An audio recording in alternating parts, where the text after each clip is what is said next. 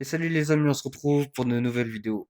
Je pense que vous n'avez pas assez peur de l'océan. Mais vous inquiétez pas, je suis là pour ça. Il y a quelques jours, ils ont retrouvé une méduse géante à la plage en Argentine. Quand je vous dis géante, c'est genre 10 mètres de long. Cette méduse s'appelle la méduse fantôme géante. Rien qu'au nom, t'es censé avoir peur. Même les dinosaures, ils avaient pas des blazes aussi terrifiants. Faut savoir que cette méduse est extrêmement rare, mais ce n'est pas la plus grande. Il y en a une autre qui est beaucoup plus grande et qui fait 30 mètres de long. 30 mètres de long. Déjà, quand je me balade dans la plage et dans la mer, là, juste je croise une méduse de 10 centimètres voire 20, je fais une crise cardiaque. Vous-même, vous savez, les méduses, c'est dangereux, ça fait mal. Puis même juste esthétiquement parlant, ça fait peur. Imaginez maintenant vous vous retrouvez face à une méduse de 10 mètres. Imaginez vous retrouver face à la méduse fantôme géante. Quand je vous dis les gens n'ont pas assez peur de l'océan, c'est pas des logs. Sachez que ça, c'est même pas 1% de l'océan. Il y a des choses terrifiantes à l'intérieur. L'océan, c'est 70% de la Terre. Et on connaît même pas 10% de ce qu'il y a dedans. Nous, on est là, on fait les effrayés avec les extraterrestres et tout. Frère, on a la mer et l'océan.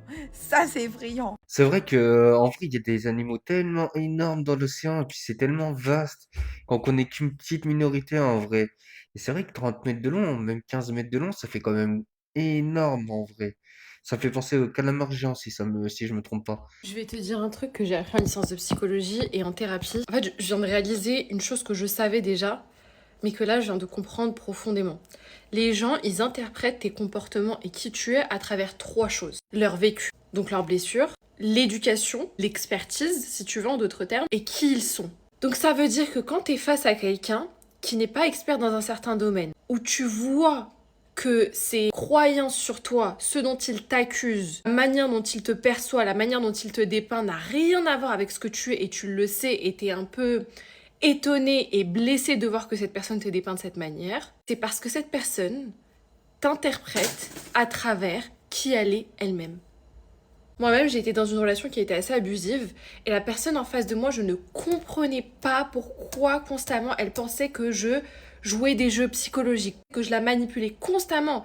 Et peu importe combien j'étais sincère, aimante, douce, que je donnais vraiment avec le cœur, avec l'amour que j'avais pour cette personne, à chaque fois que je faisais quelque chose, c'était interprété comme ah, t'es en train de me manipuler. Ah, ça, c'est un jeu psychologique. Et je t'emmène pas du tout. Je t'aime. C'est pour ça que j'agis comme ça. Et en fait, sur le moment, j'arrivais pas à comprendre ça.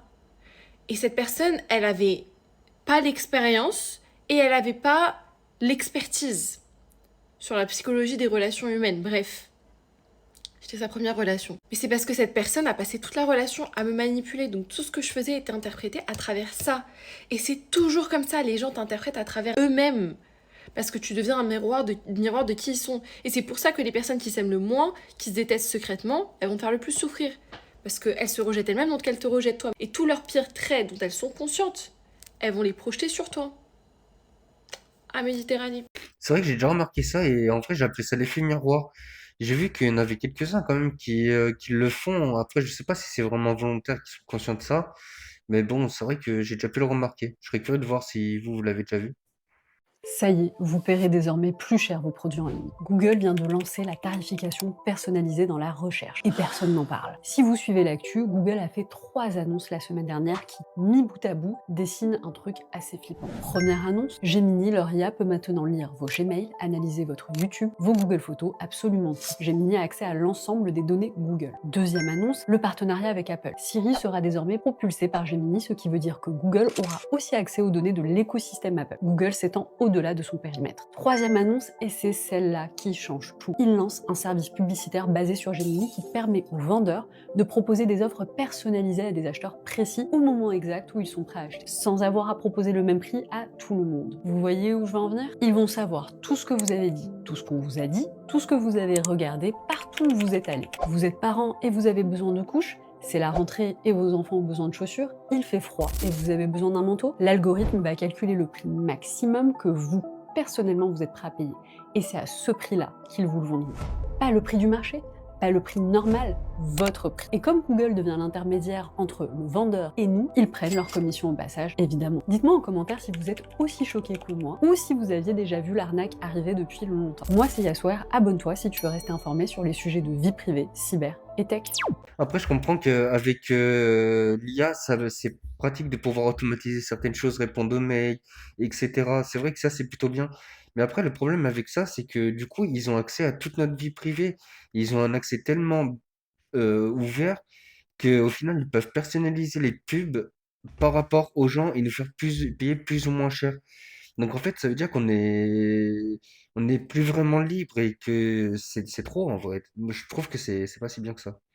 Il y a vraiment plein de gens qui ont raté un des messages les plus importants de toute la performance de Bad Bunny. Vous voyez cette partie-là où il monte sur des poteaux électriques et il chante sa chanson El Apagón. Puerto Rico está cabrón. Está cabrón, vous savez pourquoi? Un apagón en espagnol veut littéralement dire une coupure électrique. Et malgré le fait que ce soit une de ses chansons qui ambiance le plus, c'est aussi une de ses chansons les plus engagées. Ceux qui disent ouais, il a pas critiqué les États-Unis, nanana, cette chanson c'est une critique. Parce que ça parle d'un sujet que toute l'île de Puerto Rico ne va jamais oublier. En 2017, il y a eu l'ouragan Maria qui a causé des énormes dégâts sur l'île. La totalité de l'île s'est retrouvée sans électricité du jour au lendemain. Donc plus de 3 millions de personnes qui se retrouvent sans électricité. Et il y en a qui sont restés comme ça pendant 11 mois. Vraiment des zones où il n'y avait plus d'électricité pendant quasiment un an. Alors que soi-disant ça fait partie des États-Unis, le pays le plus puissant du monde. Et depuis cette coupure-là, il y a toujours aujourd'hui des problèmes d'électricité. Voilà pourquoi le décor avec les poteaux électriques et cette chanson en même temps, c'est un message clair et direct envers le gouvernement américain. Parce que pour rappel, Puerto Rico ça fait partie des États-Unis. Mais les citoyens de Puerto Rico ne peuvent pas voter pour le président s'ils habitent sur l'île. Mais donc pendant et après cet ouragan Maria,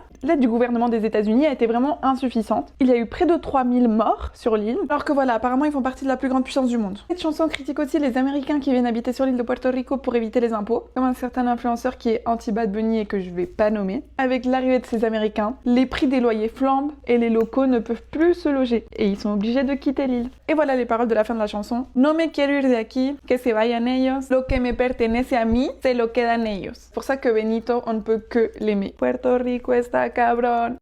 En fait, il y avait réellement un petit message derrière tout ça. En vrai, il y avait quand même une petite histoire. Après, j'ai vu que quand il avait reçu un Oscar, il avait fait une drôle de tête, comme si on dirait qu'il allait lui arriver quelque chose ou qu'il était déçu. Il y avait un truc qui allait pas vraiment. Mais bon, voilà, il y avait un petit message. Toujours plus loin dans la chute de la souveraineté numérique de la France, Air France vient de s'équiper en Wi-Fi Starlink, une entreprise américaine au détriment de Eutelsat, notre opérateur satellite français. Mais si au lieu de s'insurger, on essayait de comprendre pourquoi ce choix. Ok, on sait que Eutelsat ne rivalise pas avec Starlink, mais la question est pourquoi? Faut savoir que la solution de Eutelsat dépend de prestataires externes pour ses antennes et ses technologies clés. Contrairement à Starlink qui intègre tout verticalement. Et c'est justement ça le problème qu'on a en France avec nos grandes entreprises. Vous voyez des pays comme la Chine ou les États-Unis misent sur des solutions qu'ils maîtrisent tout du long. Donc elles ont le contrôle de plusieurs étapes de leur chaîne de production et de distribution au lieu de dépendre de fournisseurs externes. Pour que vous compreniez la différence de mentalité, ce que ça signifie et à quel point c'est important, regardez actuellement. La Chine est en train de développer sa propre technologie EUV. Donc la lithographie EUV, c'est la technologie la plus avancée au monde pour graver des puces électroniques. Actuellement, une seule entreprise au monde sait fabriquer ces machines ASML. L'enjeu c'est que sans EUV, il est théoriquement impossible de produire les processeurs les plus puissants pour l'IA, pour les téléphones haut de gamme, etc. Et la Chine aurait enfin développé sa propre technologie pour ne plus dépendre de Taïwan ou des technologies soumises aux embargos américains. Et c'est ça, les amis, ce qu'on appelle investir verticalement. Maîtriser sa chaîne de bout en bout. C'est avoir le contrôle de tout, ne dépendre de personne. Je sais pas si vous captez un peu la dinguerie que ça représente. Le truc, c'est que les acteurs européens sont restés sur des modèles industriels classiques du XXe siècle, avec une stratégie centralisée qui accroît la dépendance aux GAFAM, sans écosystème local, avec une vision court terme, une aversion au risque, un manque de coordination et une rigidité réglementaire qui fait fuir nos innovateurs. Ici, on parle tech et IA, alors abonne-toi. En fait, je trouve ça un peu dommage qu'on s'équipe forcément chez des autres pays, des choses comme ça, parce qu'il y a quand même la France il y a des Français qui se débrouillent bien en vrai. On n'est pas si bête que ça et on arrive à faire des technologies, souvent on se les fait voler, la preuve qu'ils sont bien. Donc je trouve que ça serait bien qu'on fasse plus local, plus français en vrai. Je comprends qu'on va vers la facilité de ce qui est déjà fait, mais après on devient dépendant d'eux, donc je suis pas sûr que c'est mieux non plus. Les gens préfèrent ne plus jamais te parler, te ghoster, plutôt que d'avoir une conversation inconfortable avec toi. Parce que avoir une vraie discussion, ça oblige à se remettre en question, à reconnaître qu'on a blessé quelqu'un, à admettre qu'on n'a pas été honnête, et surtout à prendre ses responsabilités. Donc oui, ce sera plus facile de fuir, de disparaître. Ce sera plus facile de faire comme si t'existais pas, plutôt que de faire des excuses, plutôt que de dire la vérité, plutôt que d'assumer ses actes, plutôt que de regarder tout simplement en fait la réalité en face. Parce qu'en vrai c'est ça, hein. Les gens pourquoi ils fuient? Tout simplement pour ne pas avoir à affronter la réalité. Alors les gens ils coupent contact et ils te laissent avec des questions sans réponse, en espérant que le silence fera le travail à leur place, bien évidemment. Mais écoute, leur silence ne définit pas ta valeur. Leur lâcheté à ces gens-là, ça définit pas ton échec. Si quelqu'un préfère te perdre plutôt que d'avoir une conversation difficile avec toi, je t'assure que c'est pas toi le problème. Juste que la personne en face, en fait, elle n'a pas le courage de faire face à elle-même. Des fois, ça sert à rien de cogiter et tout ça, ça sert à rien. C'est Un documentaire qui montrait que les enfants, des bébés, si tu leur apprends pas que les serpents ou les animaux comme ça ils font peur, ils ont pas peur. C'est un conditionnement en fait qui va se transmettre. Ils se disent pas que le serpent est malveillant, on lui apprend qu'il l'est. Et bah c'est un peu la même chose avec tous ces trucs qu'on considère qu'ils nous foutent la honte. On a appris à associer une action à une émotion parce que c'est comme ça que fonctionne le cerveau, les amis. Il fonctionne à une action est égale une émotion. Donc c'est pour ça que le cerveau est con, c'est qu'en fait à partir du moment où tu veux dire j'en sais rien que boire ton pipi, et bah ça te donne envie d'être hyper content. Si t'arrives à associer les deux, bah tu vas faire croire à ton cerveau que vraiment boire son pipi c'est génial. Et il y a des gens qui le font très bien, tu vois. Donc moi j'ai décidé de arrêter de relier chanter dans la rue ou s'exprimer ou être bizarre ou qu'importe à une mauvaise émotion, mais au contraire me dire hey c'est fun, you know c'est fun. Et oui c'est dur de se déconditionner, c'est pour ça que moi je fais des petits exercices comme ça. Ou en mode je vais chanter dans la rue. J'ai commencé à faire petit à petit au début. Au début j'étais juste en mode tu sais genre en mode discret je tâte le terrain. Et après l'autre fois d'après et à la fin et en vrai qui va faire quoi genre. Surtout ça. Mentalité nique sa mère la team. Mentalité nique sa mère, qui va faire quoi genre. Qui va faire quoi. Pour que en fait ça m'habitue au fait de ne pas être coincée ou être restreinte ou de un petit peu enfermer, étouffer ma personnalité indirectement et pas la laisser être exploitée au max de son potentiel. Et du coup je me suis dit bah vas-y lâche-toi ma vie, lâche-toi. Un peu encore une fois comme dans Detroit Become Human genre. Vous savez quand, bon, désolé à ceux qui ont pas la ref mais au moment où tu sais ils sont en mode ils veulent sortir du système en mode et qui sortent du truc et ils sont en mode je vais sortir et je vais avoir ma propre liberté. C'est vrai que c'est bien d'assumer ce qu'on est, ça sert à rien d'être gêné par soi-même. Et puis c'est vrai que j'ai vu aussi que les peurs se transmettaient Enfin, quand on avait des peurs et qu'on en parlait à nos enfants et qu'on leur montrait, c'est vrai que ça leur donnait les peurs. Mais c'est vrai que s'assumer tel qu'on est, c'est pas une mauvaise chose en vrai. C'est pas grave d'être un peu différent des autres. C'est ce qui peut faire le charme de certains. Sachez qu'il y avait il y avait une personne qui était assez proche de Jeffrey Epstein qui n'était effectivement pas en Europe, qui n'était effectivement pas aux États-Unis, parce que la personne, faut savoir qu'elle a répondu je t'envoie la vidéo de torture quand je rentre dans le secteur en mode, et elle a dit à partir du 4. Elle passait 2 semaines hors Europe, hors États-Unis. Qui a passé 2 semaines pendant la même période, qui est revenu aux États-Unis la même période, et qui était proche de Jeffrey Epstein pendant la même période? Benjamin Netanyahou. Est-ce que c'est Benjamin Netanyahou? Je ne sais pas. C'est une théorie du complot. Est-ce que ce serait peut-être Benjamin Netanyahou qui avait envoyé un petit mail de vidéo de torture avec on ne sait quoi, on ne sait qui? Ça m'étonnerait pas. Moi non plus, ça ne serait pas étonnant. Ça ne serait pas étonnant. Il était en Chine à ce moment-là. C'est des choses qui sont vérifiables avec les dates. Il y a plein d'astres qui s'alignent. Il y a plein d'astres qui s'alignent qui fait que pour beaucoup de gens, c'est Netanyahou. En tout cas, voilà. En vrai, quand même, ça me fait bader parce que celui-là qui est à la tête des présidentielles en ce moment, il a des liens avec. Et celui-là qu'ils ont envie de foutre, il a des liens avec. Donc en fait, est-ce que c'est vraiment le peuple qui choisit les présidents? Ou est-ce que c'est ces gens, en fait, qui les mettent malgré le peuple, comme ils ont fait avec l'Europe? Ça, c'est une petite question que je me pose, honnêtement. Ils avaient l'habitude pendant des siècles de se bourrer le ventre de chair humaine et les poches d'argent. Mais ils doivent comprendre que le bal des vampires est terminé.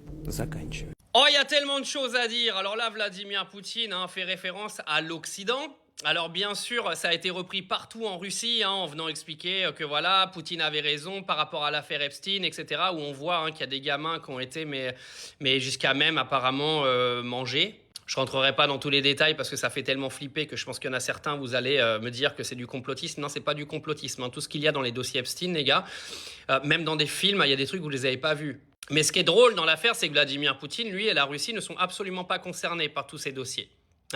Vladimir Poutine, le grand méchant, la Russie, le pays, les grands méchants qui tuent tout le monde, qui font de la dictature dans leur pays, etc. Vladimir Poutine, il n'est pas parfait. C'est sûr que dans son pays, il y a des choses qui sont condamnables, on ne va pas se mentir. Mais en fait, il n'est pas pire que les autres. Il faut que vous arrêtiez dans l'Occident de faire passer la Russie et Vladimir Poutine pour les plus gros connards de la planète, alors que c'est nous, aujourd'hui, qui sommes gouvernés dans l'Occident par les plus gros tarés qui existent sur cette planète. On fait passer les Africains pour des cons, on fait passer les gens de l'Est pour des cons, on fait passer les Chinois pour des cons, alors que nous sommes les plus grosses merdes de la planète, moi je vous le dis. Excusez-moi, mais quand vous ouvrez les dossiers Epstein ou Epstein, vous les appelez comme vous voulez, vous allez vite vous rendre compte qu'en fait, il y a quasiment que des Occidentaux à l'intérieur. Il n'y a pas de gens de l'Europe de l'Est, il n'y en a pas du Moyen-Orient, ou peut-être un ou deux, je crois, maximum.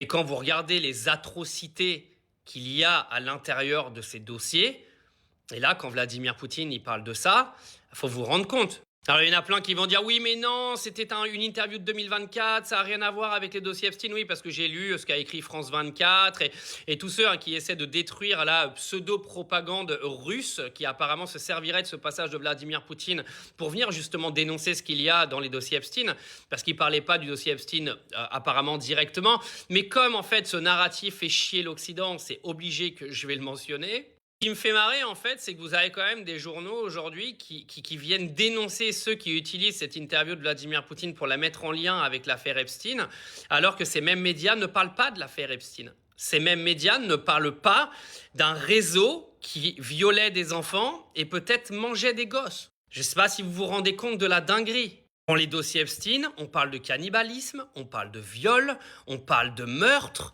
Mais les gars, c'est un truc de dingue. Et les médias français ont décidé de ne pas en parler. Donc on va reprendre l'interview de Vladimir Poutine, clairement, pour la remettre en parallèle avec ce qui s'est passé là-bas. Parce que je pense qu'au fond, Vladimir Poutine, il savait très bien ce qui se passait là-bas. Vladimir Poutine, il a toujours prévenu que l'Occident, c'était la dépravation, que ça devenait n'importe quoi, etc.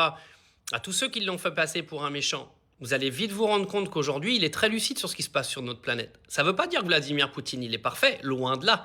Mais ça veut dire que lui, Vladimir Poutine, il ne ment pas. C'est vrai qu'ils ont une tendance à parler des autres, mais en fait, quand on les regarde, ils sont 10 fois pires. Et je pense quand même qu'ils devaient connaître certaines choses, peut-être pas sûres, etc. Mais je pense qu'il y a dû avoir du renseignement et je pense qu'ils devaient savoir. Donc, ils devaient en partir en parler, je suis sûr. Mais après, c'est vrai qu'il avait pas tort. Quand on les regarde, c'est les plus fous, c'est les plus grands fous du monde qui sont en train de nous gouverner et ils sont en train d'aller critiquer les autres. En vrai, c'est un peu n'importe quoi quand même.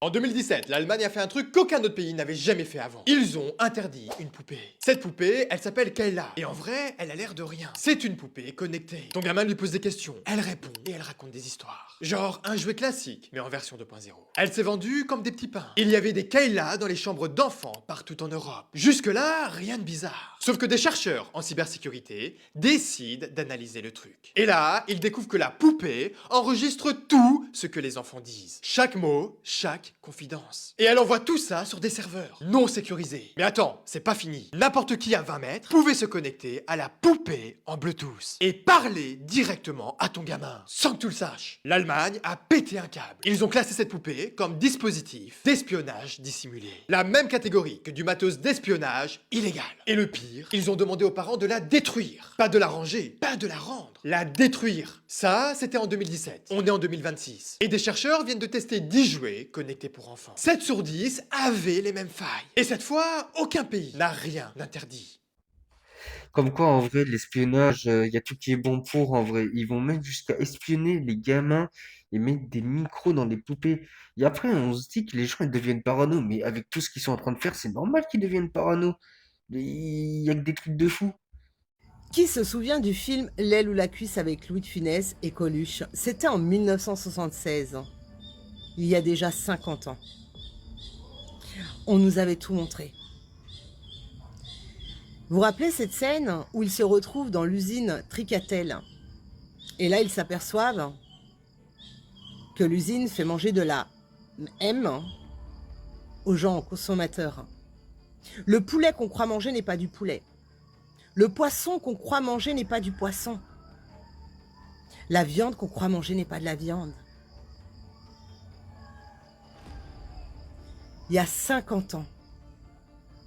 Et aujourd'hui, en 2026, ces supermarchés regorgent encore plus de daubes et les supermarchés sont pleins. C'est quand que vous allez comprendre qu'à un moment donné, pour votre santé, va falloir arrêter tout ça. Arrêter de manger ces daubes. De toute façon, j'ai toujours pensé, enfin depuis très jeune, que dans les films, ils disaient toujours une part de vérité.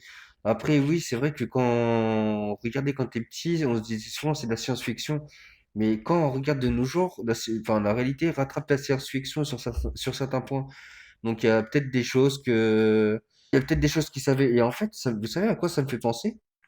Ça me fait penser au bâton de crabe de Surimi. Parce que quand on regarde comment c'est fabriqué, c'est à peu près pareil. C'est une espèce de pâte qui est colorée. J'ai découvert il y a pas longtemps qu'il y avait une buvette à l'Assemblée nationale. Buvette d'alcool. Ouais, et alors apparemment le mec qui bosse à la buvette, c'est pas un emploi fictif, hein. C'est lui qui bosse le plus de l'Assemblée nationale. Tu regardes l'Assemblée nationale, tu les vois en train de gueuler, t'as l'impression qu'ils sont bourrés. Ils sont bourrés. Il y en a, ils votent des lois sous 3 grammes. Alors moi j'ai dit oui. Pour la ouais, c'est pour ça qu'ils finissent à minuit aussi. Toi, tu crois, boss? La pénibilité du travail. Non, c'était pour la peine de mort. Ah bon? Ouais, il y aura moins de monde.